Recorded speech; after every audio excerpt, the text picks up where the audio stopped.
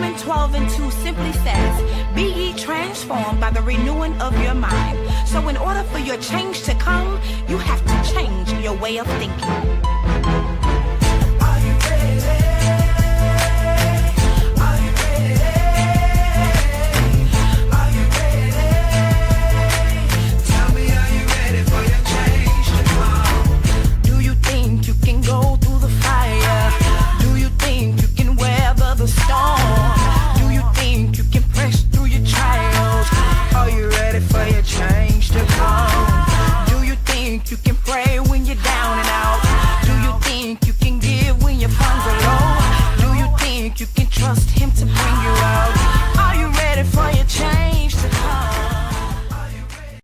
Folks, I'm on here live again. This is Be the Ram webinar live number 9.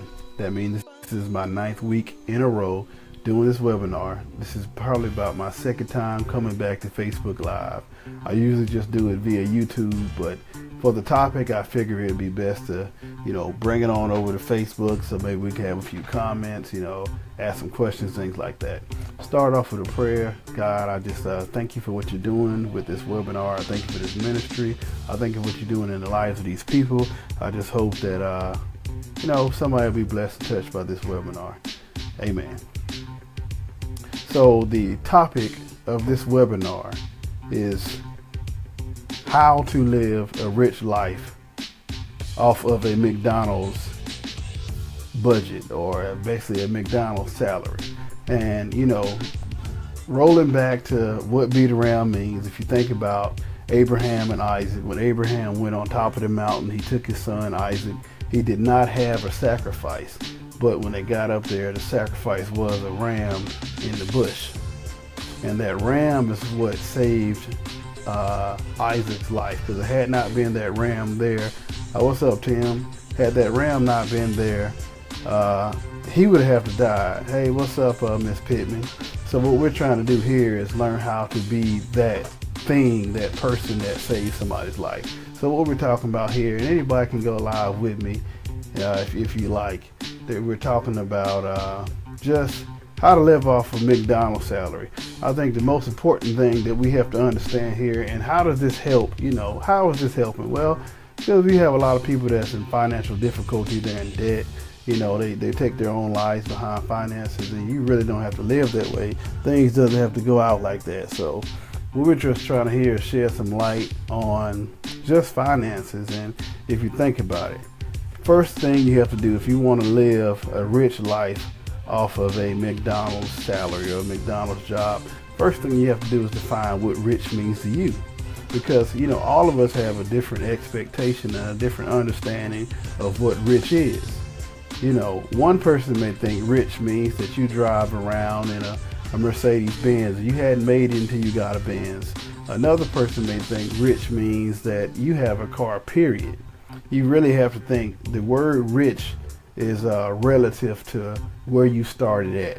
So maybe in a place where there's no technology, there's no running water, the rich guy has carpet on his floor. Where we're at now, having carpet on the floor, that doesn't necessarily make you rich. We don't see that as being rich. We just see that as having carpet. But if you grew up in the projects where, everything was concrete walls and, hardwood, not hardwood, but just hard floors, if you ever come into a place that has carpet, you feel like you made it. But the first thing you have to do is understand and realize your definition of rich. So if you've decided my ideal of rich is, having a certain amount of money in my bank account, what I define rich as the amount of money that you have left over after you've already paid your bills, you've already taken care of your responsibilities for that month within your budget. So let's say if my take-home pay is $5,000 a month and my debt is $4,000 a month, I have $1,000 left to work with. I have $1,000 left to be rich with. Does the things that I have to do add up to be more than $1,000? If so, then I don't feel rich. Let's say if a person brings home $20,000 a month, and their bills are $19,000. Therefore, they have $1,000 left for that month after their bills and their responsibilities are taken care of. So in reality, the person making, what did I say, 5,000, and the person making 20,000, if they both only end up with $1,000 left, then they're both on the same level, because they only have that $1,000, to work with. Rather than, you can say, well, they have a bigger house, well, as long as both of them are sleeping, as long as they have a place to put their head at, they're pretty much on the same level here. So that's where we kind of get it twisted. We think that, if I had more of this, if I had more money, it doesn't really matter how much money you make if you go along and create bills to go along with that. Hey, Miss McKissick. So if you go along and you create bills that go right along with the money you're getting, it doesn't matter. So another scenario, the person that makes, $2,000 a month, that's their take home pay, $2,000 a month, but their debt, their bills, their responsibilities are only $500. Then they're left with how much? Math teachers, we know this. They should be left with $1,500 a month. So they have $1,500 left after taking care of their responsibilities. Now, if you take another person who has, this person's making, what we say, $2,000, and the other guy, they're making $10,000, but their bills are $9,500 a month. Their responsibility, things that they've tied themselves to, add up to be $95,000 a month. Not 95,000, 9,500. That person who makes $10,000 a month is only left with $500 to work with. I appreciate that, Brock. So the person who only has $500 left. So if you take the person who only brought home $2,000, but yet they have $1,500 to left to work with, they're really living a richer lifestyle than this person who's making $10,000, but they're committed to $9,500 a month of their money. So what you really have to do, first of all, if you want to live a rich lifestyle off of McDonald's, whether you're McDonald's, whether you're working at Wendy's, you're just on a limited income. It's really not about the amount of money that you make. It's about your debt to income ratio. How much have you already tied up of your money before it even hits your bank account? I had a friend, he said his check comes in like this, like a plane. Right when it hits the ground, it heads right back up. So what you have to do is, first, you have to learn how to live within your means. If you're going to live a rich lifestyle, you can't go and try to compete with the Joneses, because you don't know what's going on in the Jones house. A lot of these people, are faking the funk, trying to make it seem like they have things that they don't. They're buying these expensive cars and these big houses just so you can look at them and say, oh, they got it, man. Look at that. He got a 5-bedroom house, or, he got this thing on 20s. Well, not 20s. What are y'all doing? 30s now? I'm so far removed from that. I don't know what they riding on. I'm just trying to have something that, that's safety. I can get to work and back. But a lot of these people, they're buying things just to impress you, just so you can say, oh, I wish I had what they have. And the bad thing about it is we fall right into the trap. We say, well, they got a new car, my neighbor got this, so I want to go get it. So what you really have to do is live within your means. If a car is not important to you, don't buy a new car. If you want a new house, if you're living within this area, you can't have the big car and the big house and the new clothes, new this, that, and that, and you don't have enough money for that. That's how you end up in debt. And you don't want to go in debt. So first thing you have to do is live within your means. If you work at McDonald's, don't try to compete with your friends who are working in, friends that are working for Coke, your friends that are working downtown in office buildings. You don't have what they have. You don't have the degrees that they have. If you do, you're not using them, clearly, because you're working at McDonald's. So stop trying to compete with people who are really competing with other people. Everybody's competing with everybody. Trust me. If you're making $10,000 a year, you're trying to get it up to 20. If you're making 20, you're getting 40. If you're making 40, you're making 60. All of us have that, if I just had this amount of money, I would be okay. it's really not about the amount of money you're making. It's about the amount of money that you're spending. It's about where you're allocating your funds. What's important to me? So once you've learned to live within your means, you decided, well, okay, I'm at McDonald's. I'm the truck driver. I'm the garbage man. Then you have to, once you're living within your means, you have to decide what's important, what's not. Where do I want to go from here? Look at your budget. Find out, where is my money going every month? Is there a lot of money going in places that I don't know where they're going? Am I eating fast food a lot? Am I just tossing money out? Am I giving my money to my family members who every other month they need a bill paid, they need the rent paid, they need electric paid? You can't live within your means if you're taking care of your family. Now, I'm not telling you that you can't be the ram and help somebody out, but it comes a point where you have to learn how to say no. You cannot always give all of your funds and your resources to other people. Then they begin to confuse you as a source, and you are not the source. You are a resource. The source is God. They have to get to know the source for themselves. If they start to think that you're the source, which you're not, when the time comes that you can't help them, they're going to be upset at you. They're going to feel like, well, you always helped me out before, so why can't you help me out now? So figure out where your money's going. Then when you look at that, you want to say, what can I minimize? Am I spending too much money on cable, internet? Am I spending too much money on clothes? Am I spending too much money on shoes? Am I taking my money out and I'm going drinking and I'm going gambling? Is there any way that I can maybe change my spending habits? Because if you're going to live rich, A, you got to have the money to do it. B, you got to know where all of your money is going. When I do my budget, I know where every penny is going. You can call it anal, call it what you want, but it is what it is. You got to know where your money's going.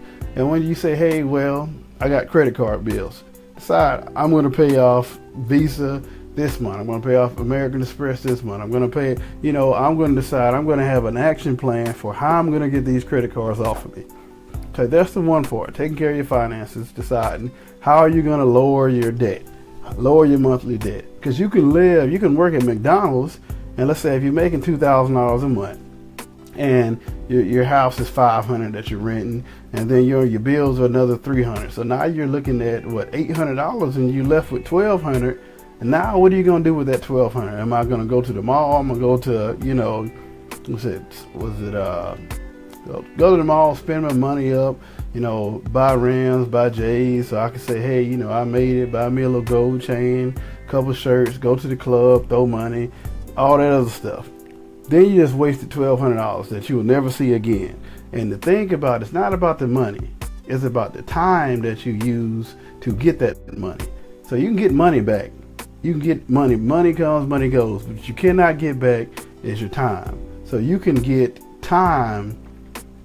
And let's say if you use that time to get this money, but then you let $1,200 go. If you're making, let's say if you're getting paid $10 an hour, we'll look at it like that. I'll get the calculator out to make sure I'm not telling you wrong.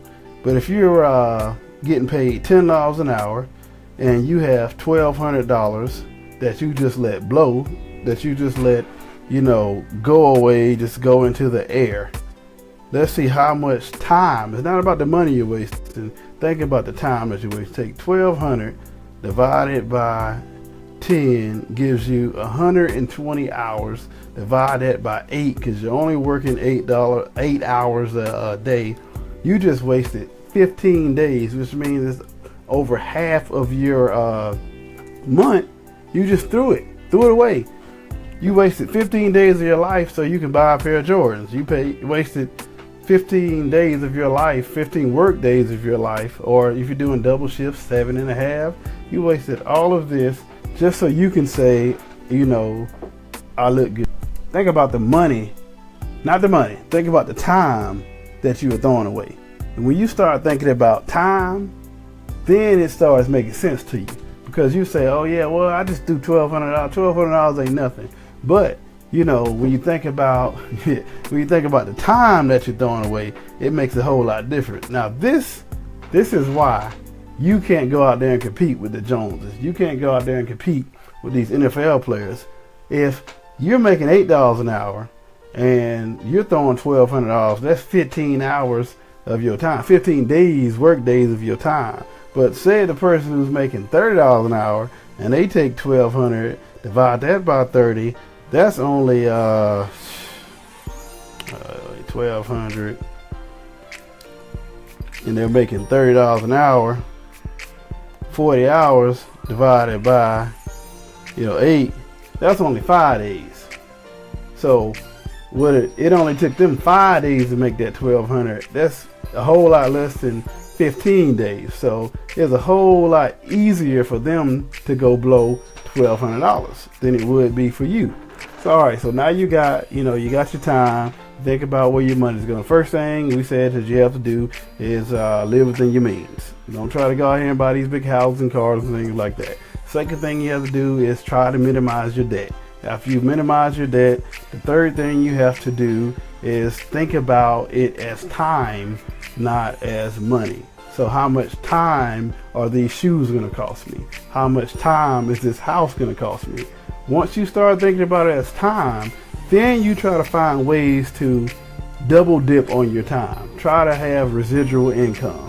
You need to have something going where if I'm sitting here right now, I'm being paid for something else, because you only have one person. You're only one person. You can never be more than one person at the same time. So if you are, if you're at McDonald's and you're flipping burgers, that's the only thing you're doing at that time. So you have to find a way to market yourself where you're making money in different places at the same time. Let's say if you're doing, if you're selling products online and you have an online website. So at the same time that you're flipping burgers or whatever it is that you do with your time, somebody can also be clicking, buy now or add to the cart. So they're buying from you at the same time that you're making money. So when you start learning how to, maximize your time and make more money, which means you're actually making more time at the same time, then you can start to kind of move up the echelon and the totem pole of life. Because if you now, let's say if you're working at McDonald's and you're making $8 an hour, but you have an online business where people can go, then you're making $8 more an hour. So now you're making $16 an hour with the same hour. You're not having to go and spend more time to make that money. You're making that same, you're doubling your money at the same time. So if you got this online business going, and then you have, you're working at McDonald's, you're doing 8. So now can I branch it out to 3? Can I have, sell shoes here on an online website, work at McDonald's at the same time, and maybe have, sell Girl Scout cookies online or something. So now I have 3 things coming, $24 an hour with the same hour. So you've got that down. Now you're learning how to maximize your time. Then the next thing you have to do is be the best at what you do. A lot of times we want to wait to be great. You have to stop waiting to be great. You have to be great where you are. Because I solely believe, and I strongly believe, that God put you exactly where you're supposed to be. A lot of us, we think that we're going to wait till we get there to be great. You got to be great right where you are. If you try to wait to be great, you'll never get there, because nobody's going to promote you being average and mediocre. Nobody wants mediocre anything. You don't want a mediocre sandwich. You don't want a mediocre spouse. You don't want a mediocre job. So why would they want a mediocre you? You have to be the best at what you're doing where you're at. If you're going to work at McDonald's, you need to be the best McDonald's worker you can be. There's a book called The Fred Factor. And The Fred Factor, I would suggest you go read it, get it off Amazon. You can probably get it for about $1. It just talks about being the Fred. And Fred, I think he was he might have been a cab driver or something, but it really talks about just being so good at what you do that people remember you. If you want to be promoted, you got to be good on your level. Nobody's going to say, oh, well, go give me that average guy, and I want to give him a raise because I know that once he comes on this level, that he's going to be great. You think about the professional athletes. They don't wait till they get to the NFL or the NBA or wherever they're at to be great. They're working now. The next LeBron James or whoever it is, he's working right now. I promise you, there's somebody, as we talk right now, who's either doing push-ups, they're in the gym, they're shooting, they're trying to be better than the next person. So if you wanna move up, if you wanna live rich, be great at where you're at. If you're gonna be a trash man, a custodian, they need to say, well, wow, that custodian is great. Somebody came over to visit and said, well, you know, I love the way this school is clean. How can I get that person? Then they're gonna say, hey, you know what? Joe, Mac, Fred, Jay, whatever your name is, can I offer you a job at my place because the custodians I have don't work half as hard as you. And you know what? We're going to pay you more money for doing the same job. Will you take that offer? Of course you're going to take that offer. You got to learn to be great on your level. Don't wait till you get there, because you're never going to get there waiting to be great. Once you learn how to be great where you're at, then you'll get promoted. And then you'll know and you'll see the signs of the people that you need to bring along with you. So if you want to be, what we say, live rich on a McDonald's salary, a couple of things you got to do. First, you got to live within your means. Second, you got to figure out, you know, what your budget is, what you can afford, what you can't afford. Third, you got to learn how to stop thinking about money as money. Think about money as time. Is this thing worth my time? If you got it like that, if you balling per se, if you're making, you know, your own salary and you can skip work and still get money, then it may be worth your time. That Beyonce ticket may be worth your time. Then you gotta, you know, be great where you at. Stop waiting to be great. Move up the ladder. If you're gonna work at McDonald's, be the manager. Don't always be, you know, satisfied and settle flipping burgers. If you're going to be at the school, if you're going to be a teacher, be the best teacher. If you want to be the principal, everybody doesn't want to be, but be the principal. Run the school. If you're going to be the coach, be the best coach. Be the coach of the year. Be that coach that makes the difference in every child's life that you see. If you're going to be a doctor, be the head surgeon. Don't just be the one walking around on call when the other doctors go on break. So you want to be the best that you can be. After that, then you just want to be realistic. You want to say that, you know what, believe it or not, being rich ain't all of that. Understand that being great comes with things. Are you sure you want to be rich? Are you sure you want to be famous? A lot of people say they want to do things and they don't understand what comes along with it. You sure that you want to be the person that, now that you're a famous person, you can never go along and be unfamous. You can't get unfamous. So if you think about the people who are like the Cash Me Outside girl, she will probably never get a job. Who's gonna hire her with, you know, all those things going on? It's not like she's some super smart girl. She's not like a Paris Hilton where she has all this money sitting and waiting. She's just a girl who went viral. Now, you can't hire her as a teacher because, like, oh, that's the Cash Me Outside girl. You can't hire her at McDonald's, well, you can, but, you know, people come in and pick with her all the time. You know, what type of career can she get? You say you want to be a famous singer or a famous athlete. Are you sure you want to never have privacy again? Right now, I can go to the store right now if I want to. I can take my shirt off and go in and buy a bag of chips and a soda. Nobody says anything.